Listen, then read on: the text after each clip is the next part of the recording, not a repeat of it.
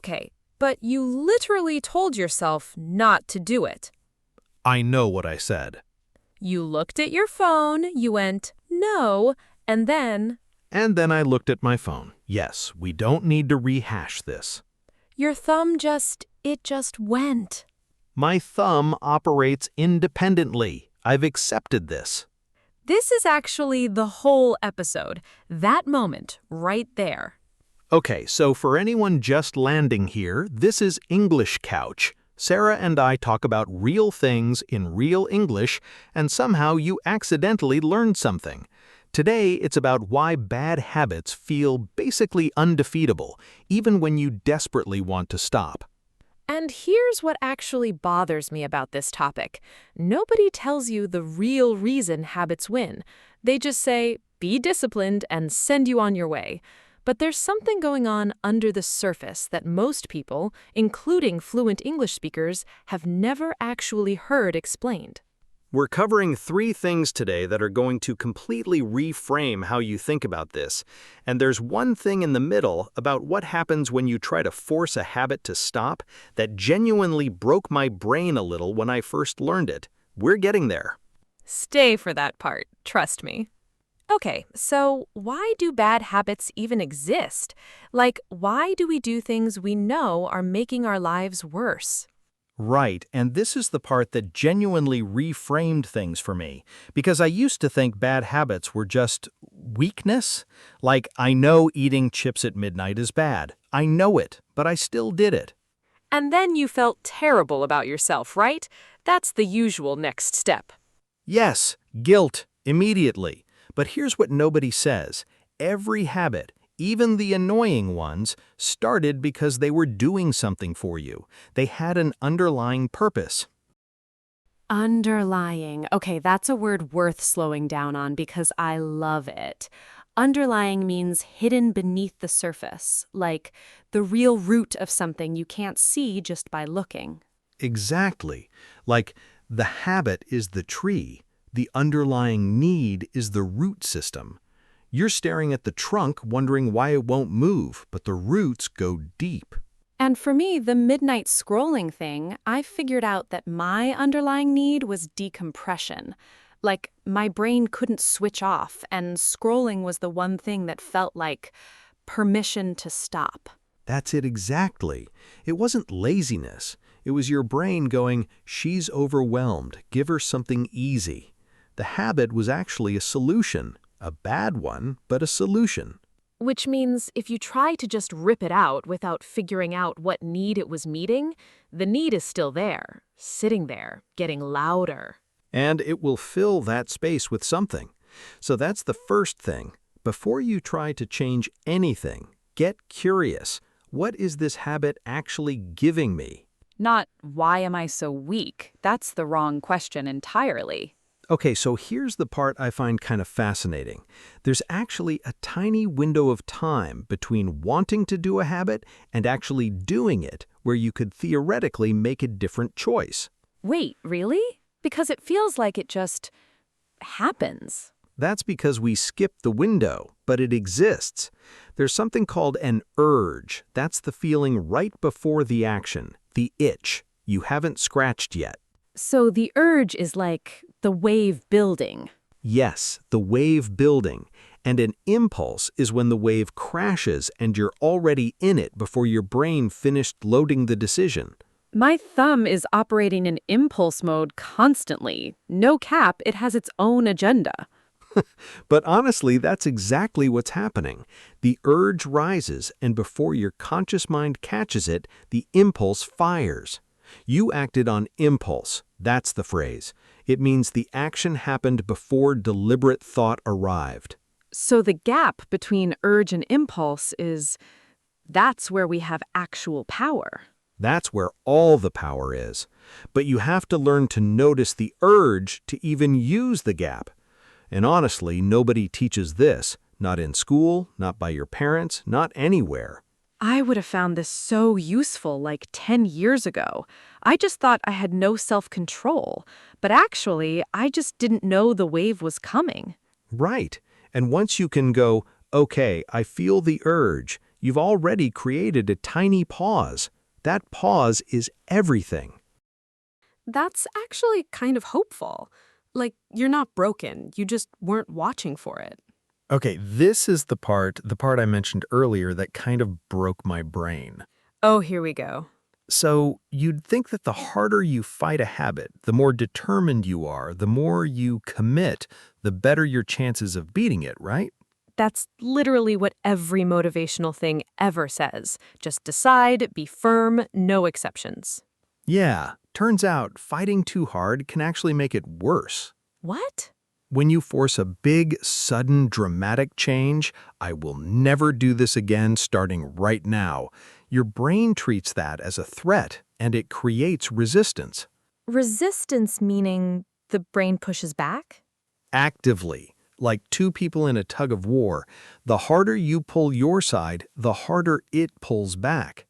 I once said, I'm done with sugar forever, and within 4 hours, my brain had become literally a defense attorney for croissants.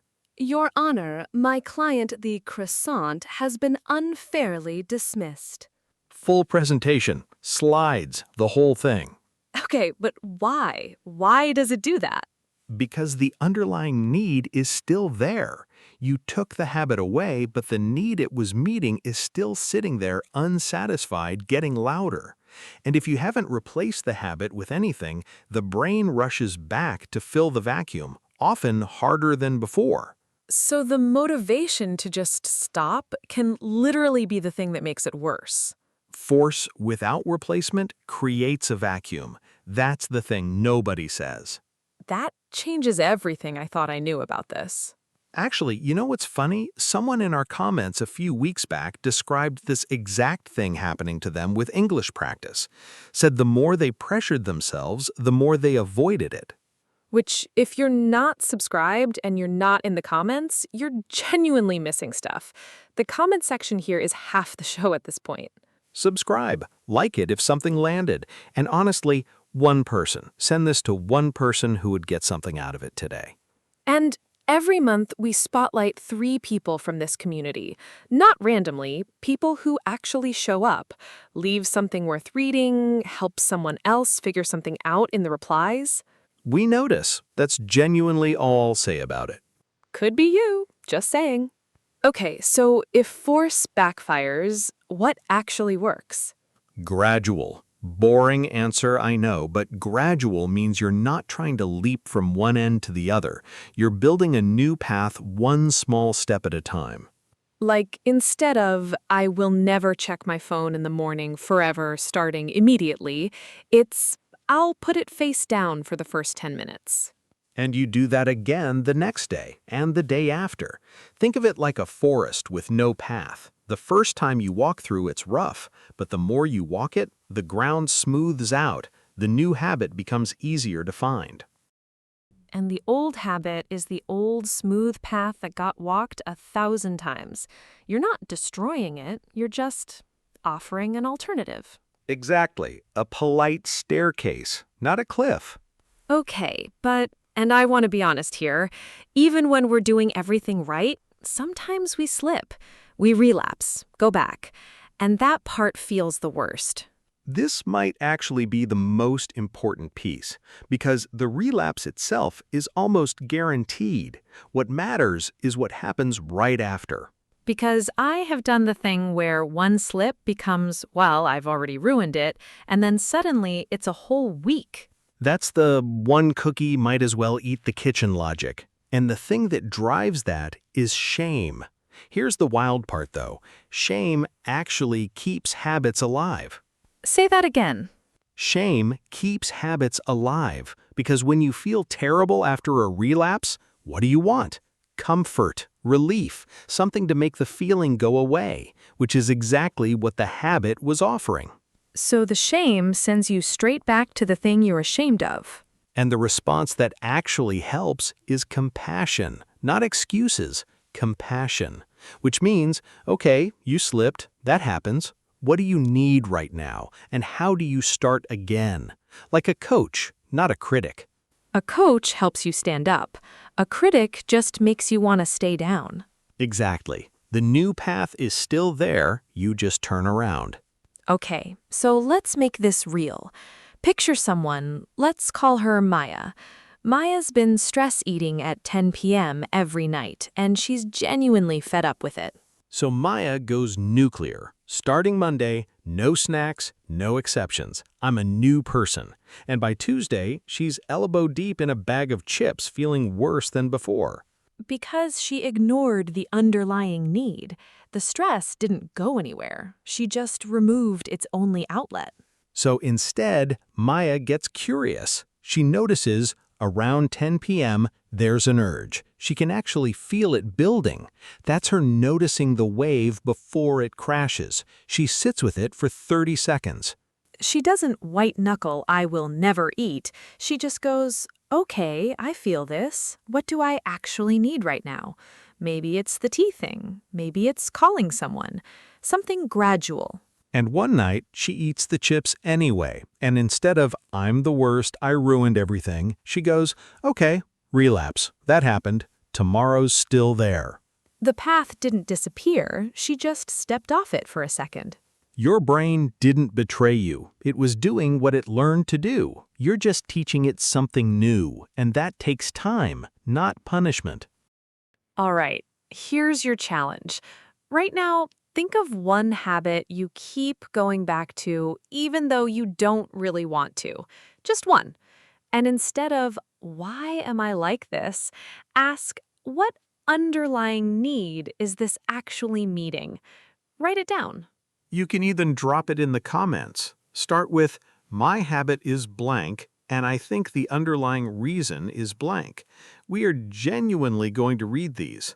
And if you've ever caught yourself in that urge to impulse gap and actually paused, tell us that story. The more specific, the better. And if there's something in English, a word, a grammar thing, a situation where you freeze, drop it below. We actually read all of them. All of them. Okay, but can we just appreciate the brain as a defense attorney for croissants? That image is going to live in my head. Next week, we're going into something that trips up even very advanced English learners, something you use every single day and probably get slightly wrong without realizing. That's all I'm saying. Subscribe if you haven't. Like it if something today actually landed. And send it to one person, literally one person, who'd get something out of this. Genuinely, thank you. You had 100 other things you could have done with this time, and you spent it here. That actually means something. It does. We'll be here next week. Stay curious.